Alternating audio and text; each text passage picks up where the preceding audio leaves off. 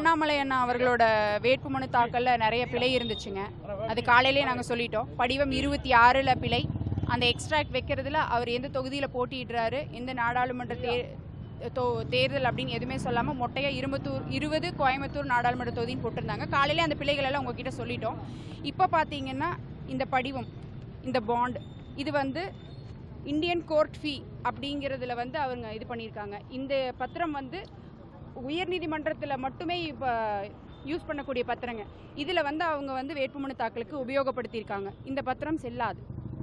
காலையில் இருந்த பிழைகளுக்கே அந்த வேட்புமனு வந்து நிராகரிக்கப்படணுங்க. இப்போ அவரோட வேட்புமனு அத்தனையுமே நிறைய பிழை இருக்குங்க. நாங்கள் காலையில் வந்து இப்போ சாயங்காலம் 4:18 வரைக்கும் அவரோட பதிவேற்றம் பண்ணதில் இதே பிழை தான் இருக்குது. இப்போ 5:17க்கு புதுசாக பதிவேற்றம் பண்ணியிருக்காங்க. எதுக்காக அப்படி பண்ணினீங்க அப்படின்னு கேட்டு நாங்கள் மறந்துட்டோம் அப்படின்னு சொல்கிறாங்க. அதை எப்படிங்க மறக்க முடியும்? பிஜேபி ஆளும் கட்சி, அது எப்படிங்க ஒரு சுயேட்சை கட்சி கேண்டிடேட்டோட மறந்துட்டோம் அப்படின்னா நம்புற மாதிரி இருக்குங்க. இது பிஜேபி பெரிய கட்சி, அது அண்ணாமலை அண்ணாவோடது எப்படிங்க மறக்க முடியும்? இது வந்து திட்டமிட்டு அவங்க பண்ணியிருக்காங்க. இப்போ எங்கள் டிமாண்ட் வந்து அண்ணாமலை தேர்தல் ஆணையர் மாற்றணுங்க, இல்லை அண்ணாமலை அண்ணாவோட வேட்புமனு வந்து நிராகரிக்கணுங்க. காலையிலேயே அத்தனை பிழை இருந்துச்சுங்க, அதுக்கே அதை நிராகரிக்கணும். இது பெரிய பிழை, இது எல்லாத்துக்குமே தெரிஞ்சிருக்குங்க.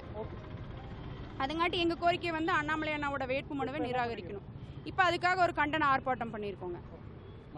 மனு கொடுத்துருக்கோங்க, கலெக்டர் மாவட்ட ஆட்சியரிடம் மனு கொடுத்துருக்கோம். நாங்கள் பதில் தரேன். இந்த மாதிரி வேட்புமனு பிழை இருக்குது, அதுங்காட்டி வந்து கண்டிப்பாக நீங்கள் இந்த வேட்புமனுவை நிராகரிக்கணும்னு நாங்கள் சொல்லியிருக்கோம். தேர்தல் விதிமுறை என்னவோ அதுதான் நாங்கள் கடைபிடிக்கணும். நேர்மையாக நடவடிக்கை எடுக்கணுங்க அவங்கள. கண்டிப்பாக எல்லாத்துக்கும் விதி ஒன்று தாங்க. கண்டிப்பாக நடவடிக்கை எடுப்பாங்க. எடுக்கலன்னு நாங்கள் திரும்பி போராட்டம் பண்ணுவோங்க. ஏன்னா விதிங்கிறது எல்லாத்துக்கும் ஒன்று தான். அவசர மனுவா எடுக்க சொல்லி, ஆமாங்க, அவசர மனுவா திங்கட்கிழமை எடுக்க சொல்லி வழக்கு தொடுத்துருக்காங்க உயர்நீதிமன்றத்தில்.